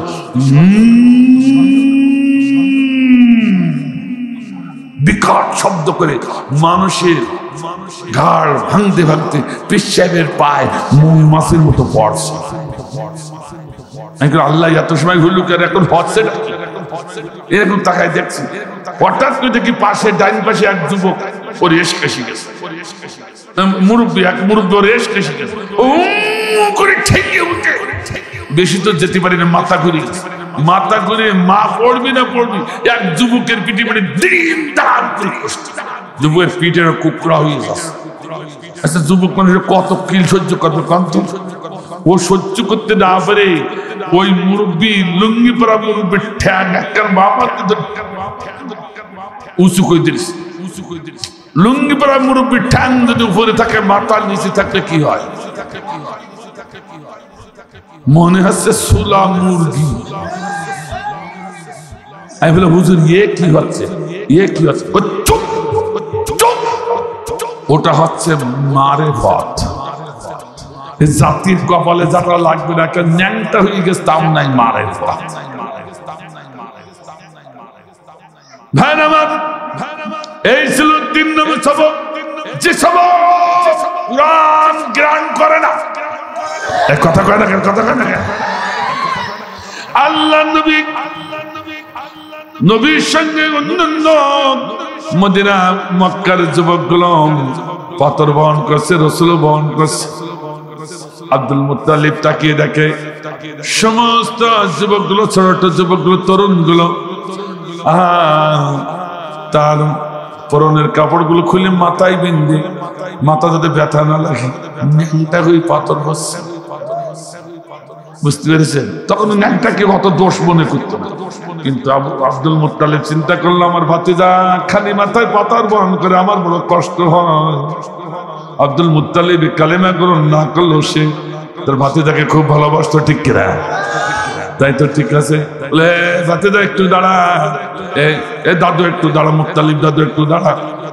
কেন, কি হয়েছে দাদু? একটু দাঁড়া, তোর কাপড়টা খুলি মাথায় বেঁধে দিই।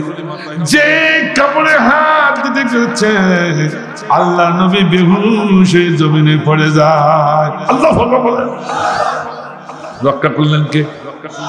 আমার নবীকে ন্যাংটা করাই পাথর বহন করবে, এটা হবে না। আমার নবী হলেন সমস্ত সভ্য জাতির নেতা। আল্লাহু আকবার। এই নবীকে যারা নেতা মানে না তারা হলো ন্যাংটা জাতির মানুষ, ঠিক কিনা? সভ্য জাতির নেতা হলো কে? আমাদের নবী মুহাম্মদুর রাসূলুল্লাহ সাল্লাল্লাহু আলাইহি ওয়াসাল্লাম। খুলে দেখুন, জীবন চরিত্রের ভিতরে স্পষ্ট এসে গেছে। আমার বাজার রাগ করলে নাকি ভাইজান আমার এরকম নবীর নেতৃত্ব মানার দরকার কিনা, প্রয়োজন কিনা? আমার ভাইজান আমি সেদিকে যাচ্ছি না। নবী আর মুহাম্মদ রাসূলুল্লাহ সাল্লাল্লাহু আলাইহি ওয়াসাল্লাম উনি নামাজ নিয়ে আসলেন আল্লাহর তরফ থেকে। আকিমুস সালাহ বলা হয়েছে, আকরাউস সালাহ বলা হয় না, আলেমরা রয়েছে। আমরা তো বলি নামাজ পড়ো, নামাজ পড়ো, নামাজ পড়ো। নামাজ আসলে পড়া নাই, নামাজ কায়েম করো। এক কথা কয় না কেন? নামাজ কায়েম অত সহজ জিনিস নয়, সে ব্যাখ্যা করবো কি করে? কিন্তু নামাজের কত গুরুত্ব ছিল একটু বলবো নাকি ভাই? আমার ভাইজান আমরা তো নামাজে পড়তে চাই না। আর আল্লাহ নবীর জীবনে রাষ্ট্র ব্যবস্থা যখন চালু হয়ে গেল, আল্লাহ নবীর জীবনে যারা জামাতে আসতো না তাদের কৈফিয়ত তলব করতেন কে? আল্লাহ নবী। আল্লাহ বলে আমার ভাইজান 4 জন মিনিস্টার, হযরত ওমর ফারুক রাদিয়াল্লাহু তাআলা আনহু, ইয়া রাসূলুল্লাহ হাবিবাল্লাহ আমার একটি কথা শুনুন।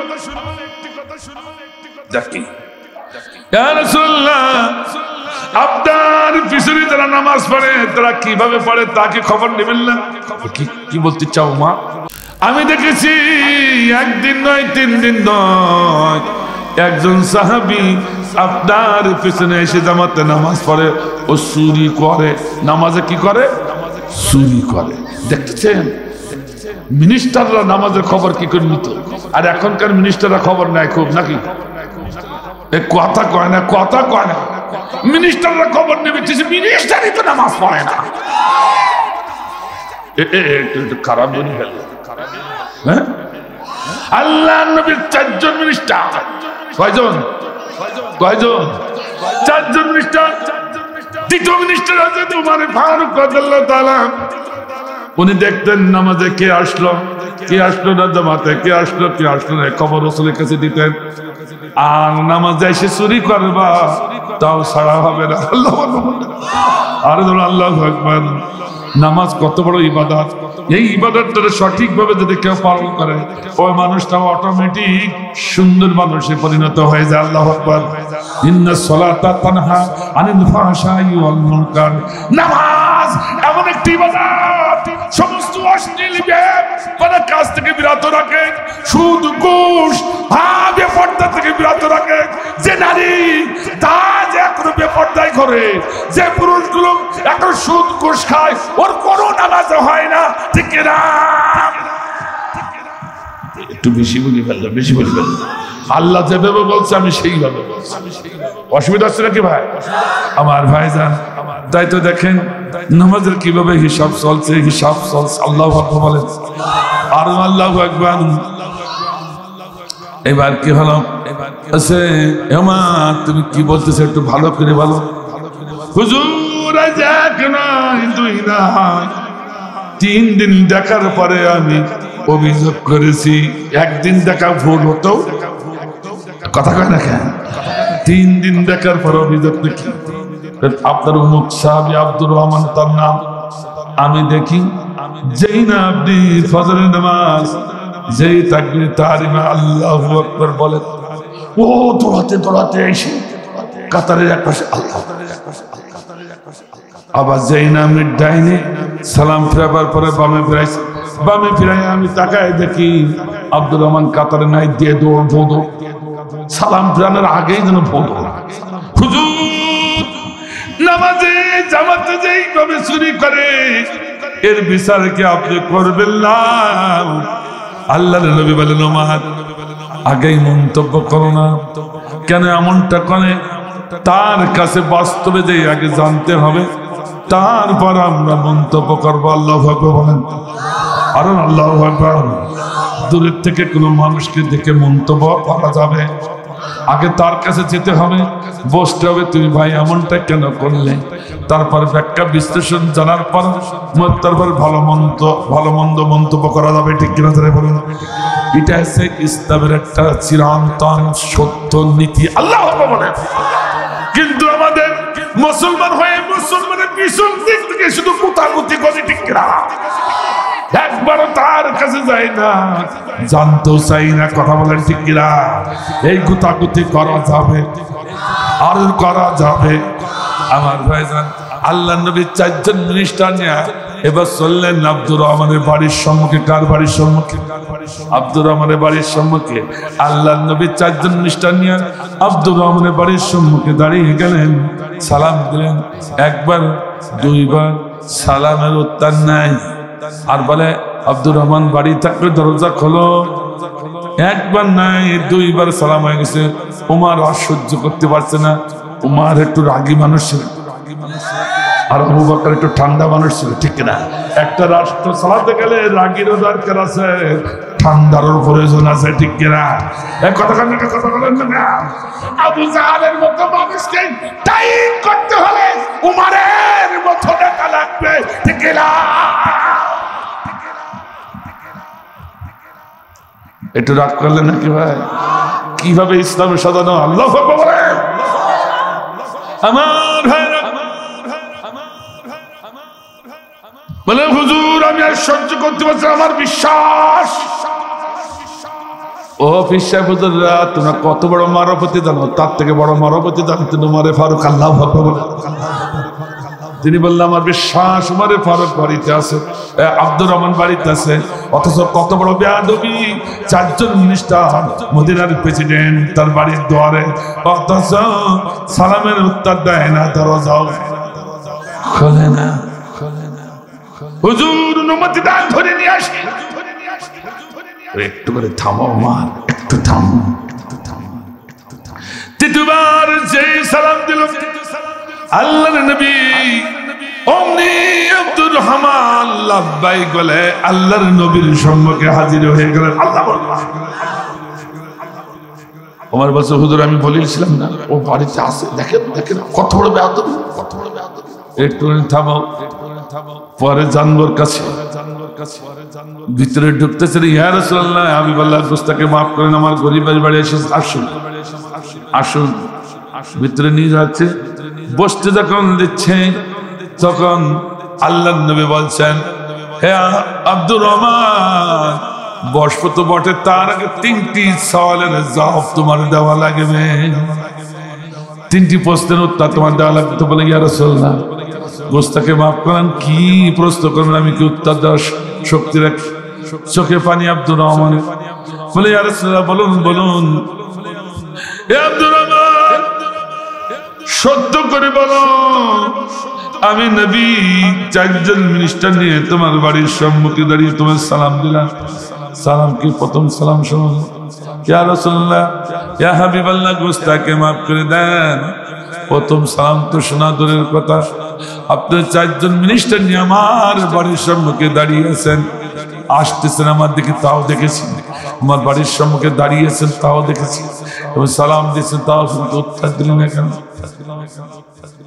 ইয়া রাসূলুল্লাহ, 2বার যখন সালাম দিচ্ছিলেন, আমার মনে হয়েছিল এইভাবে যদি আল্লাহর নবী কিয়ামত পর্যন্ত দাঁড়িয়ে দাঁড়িয়ে সালাম দেন, আমি আল্লাহর নবীর সালামের জবাব দিব না।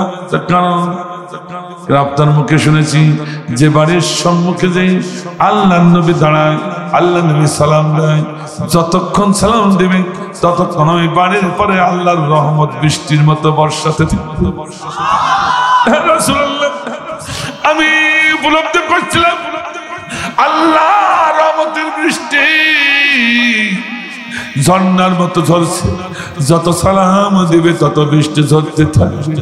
এই জন্য সালাম দিয়ে রহমত ঝরানো আমি বন্ধ, উত্তর দিয়ে রহমত ঝরানো বন্ধ করতে চাই না। তাহলে উত্তর দিলে কেন? বলে, ইয়া রাসূলুল্লাহ, ইয়া হাবিবাল্লাহ, গোস্তাকে মাফ করবেন। আপনি বলেছেন কোন বাড়ির সম্মুখে কেউ যদি 3বার সালাম দেয়, ওই সালামের জবাব দেওয়া তার জন্য ওয়াজিব হয়ে যাবে, ওয়াজিব তরক হয়ে যাবে। 3বার যে সালাম দিয়েছেন, আমি গুনাহগার হয়ে যাব, সে ভয়ে 3বার সালাম দেওয়ার সঙ্গে সঙ্গে লাব্বাইক বলে সালামের জবাবটা দিয়ে দিলাম। আল্লাহু আকবার। জলিল কদর সাহাবী হযরত আবু বকর রাদিয়াল্লাহু তাআলা চোখের পানি ছেড়ে কাঁদতে লাগলেন, যে কত বড় ভালোবাসার মানুষ এই আব্দুর রহমান, আমরা তো এতটা হতে পারি না। কিন্তু মারে বারে বলে, হুজুর, এটা নাই বুঝলাম, ওর এই ছোট বাচ্চাটা শিকল দিয়ে কেন গাছের সঙ্গে বাঁধা? ছোট বাচ্চা কি অন্যায় করছে? গাছের সাথে শিকলি দিয়ে বাঁধা, ঢোকার সময় দেখে ছোট্ট বাচ্চাটা কেবল হাঁটতে পারে, একটু দৌড়াতে শিখেছে। এই কথা যেই বলেছে, আব্দুর রহমান জবাব দাও। আব্দুর রহমান ছোট বাচ্চার মতো কেঁদে উঠে বলল, ইয়া হাবিবাল্লাহ, মদিনার সব থেকে বড় গরিব আমি। ইয়া রাসূলুল্লাহ, একটি মাত্র সন্তান, আমি যখন নামাজে যাই ওই সন্তানটা টের পেয়ে যায়, ওর আম্মু নামাজে থাকে, আম্মু নামাজে চলে যায়, ও তখন এই ফাঁকে উঠে ওটা আমার বাড়ির সম্মুখে দেখেছেন একটা খেজুর গাছ, ও খেজুর গাছটা কিন্তু আমার না, ও খেজুর গাছটা হলো আমার ভাইয়ের ক্ষুধার্ত সন্তান, আমার কলিজার টুকরো সন্তান। যেদিন ইনকাম করতে পারি সেদিন খায়, যেদিন ইনকাম করতে পারি না সেদিন বালিশ গুলো অথবা পাথর পেটে বেঁধে আমরা ঘুমাই। ছোট বাচ্চা তো ক্ষুধার যন্ত্রণা সহ্য করতে পারে না, ক্ষুধার তাড়নায় ওই খেজুর গাছের নিচে উচ্ছিষ্ট কিছু খেজুর পড়ে থাকে, ক্ষুধার তাড়নায় ছোট বাচ্চাটা খেজুর গুলো কুড়াই কুড়াই খায়।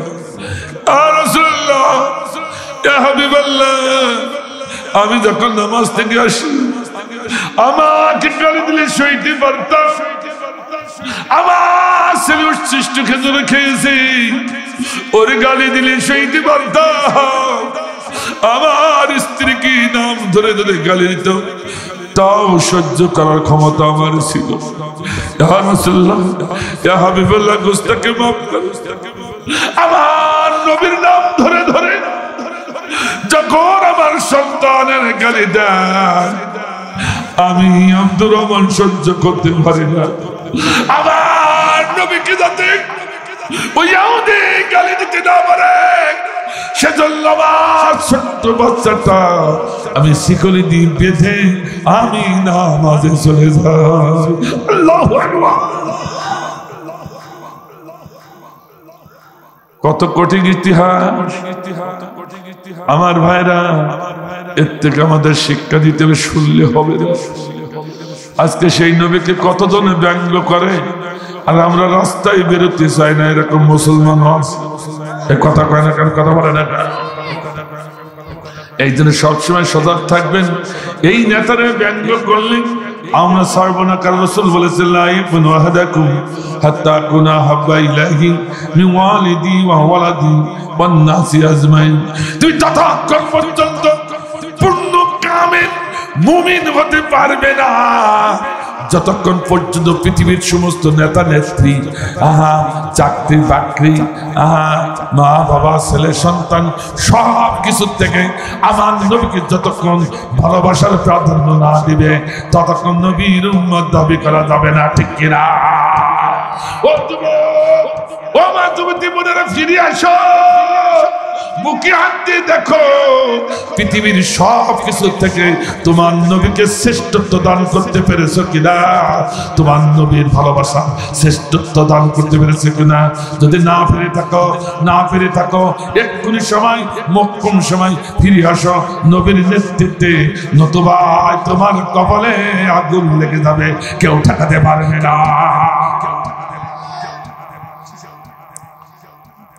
আমার ভাইরা, উমর এবার বলল হুজুর এটা বুঝলাম, এটা মেনে নিলাম, কিন্তু নামাজে চুরি করে কেন? তিনটি প্রশ্ন বুঝতে পেরেছি। নামাজে কেন চুরি করে? এই কথা যখন বললো হুজুর গুস্তাখি মাফ করে, আমার যে কাপড়টা পরা না পুরুষ না স্ত্রী, ও আমার মায়েরা কোন অজুহাত দিয়ে ইসলামের কাজ বাদ দিয়েছো, নামাজ পড়া বাদ দিয়েছো? শোনো আব্দুর রহমানের স্ত্রীর কথা, আমার পরনে যে কাপড়টা দেখছেন না পুরুষ না স্ত্রী, একটি মাত্র কাপড় আমার পরিবারে, দুইজন আমরা। আমি যখন কাপড়টা দিলে, কাপড়টা পরে যখন আমি মসজিদে থেকে দৌড়াবো, তখন আমার স্ত্রী কাপড়ের আসল টেনে ধরে, স্ত্রী তখন গর্তের ভিতরে যায়, আসল টেনে ধরে বলে স্বামী, হ্যাঁ তুমি তো চাচ্ছ নবীর পিছনে নামাজ পড়ে, হ্যাঁ তুমি সব আদায় করবে, একটুখানি দাঁড়াও, আমি ওই কাপড়টা পরে আল্লাহ দরবারে একটু সিজদা দিয়ে নি, আল্লাহ ভগবান বলে, তারপর কাপড়টা নিয়ে নবীর দরবারে চলে যায়। তাই তো আমার স্ত্রী ওই কাপড়টা নিয়ে নামাজে দাঁড়িয়ে যায়, একটু আসতে লেট আসে, বানাতে বললেন না? আমার স্ত্রী নামাজটা পড়ে কাপড়টা দিলে, আমি কাপড়টা পরে স্ত্রী তখন গোয়ার ভিতরে যায়, একটাই মাত্র কাপড়, দুইজন। হুজুর যখন আমি দৌড় দিব তখন আমার স্ত্রী কাপড় আসল টেনে বলে, স্বামী না ভুল করো না ও স্বামী, সালাম ফিরানোর সঙ্গে সঙ্গে তুমি চলে এসো, দ্রুত চলে এসো, চলে এসে কাপড়টা দিয়ে তুমি গর্তে ঢুকে যাও, আর আমি তড়ি গড়ি তোমার জন্য নাস্তা তৈরি করে টেবিলে রাখবো, এরপর আমি গর্তে যাবো উলঙ্গ অবস্থায়, তুমি কাপড়টা পরে খেয়ে নি, তাড়াতাড়ি তুমি পরজনে চলে যাবে, নতুবা তোমার সন্তান তোমার পরিবারে কি খাবে? আল্লাহ ইয়া রাসূলুল্লাহ, ইয়া হাবিবাল্লাহ, এই জন্য নামাজে আসতে একটু বিলম্ব হয়, আর সালাম ফিরাবার সঙ্গে সঙ্গে আমি বাড়িতে চলে যাই। চারজন মিনিস্টার হাও হাও করে কাঁদতে লাগলো, ওমরে ফারুক আর কোনো কথা নাই, তারও চোখের পানি। আবু বকর সিদ্দিক রাদিয়াল্লাহু তাআলা আনহু বললেন, ইয়া রাসূলুল্লাহ, ইয়া হাবিবাল্লাহ, এত মুহাম্মদের সাহাবী আমরা জানতাম না, এ রাসূলুল্লাহ এত বড় দরজার সাহাবী আমরা হতে পারি না, আপনি অনুমতি দিলে আমি একটি কথা বলতাম। আবু বকর বললেন, আল্লাহ রাসূল আবু বকর কি বলতে চা বলো। ইয়া রাসূলুল্লাহ এত কষ্ট খাবারের জন্য যখন আব্দুর রহমানের পরিবার আমার একটি খুরমা বাগান আজকে থেকে আব্দুর রহমান পরিবারের জন্য আমি ওয়াকফ করে দিলাম। আল্লাহু আকবার। উসমান জিল্লাহ বলে, ইয়া রাসূলুল্লাহ ইয়া হাবিবাল্লাহ আমি জানতাম না আজকে সরজলিমে জানলাম তোমার জলিমের কদর সাহাবী যার সমকক্ষ আমরা হতে পারি না। ইয়া রাসূলুল্লাহ কাপড়ের জন্য বস্ত্রের জন্য এত কষ্ট এই পরিবারে আমি আমি আমি উসমান সিন্দুরাইন উসমান গনি আব্দুর রহমানের পরিবারের যতদিন বেঁচে থাকে সমস্ত কাপড়ের জিম্মাদার আমি হয়ে গেলাম। চিল্লাল্লাহু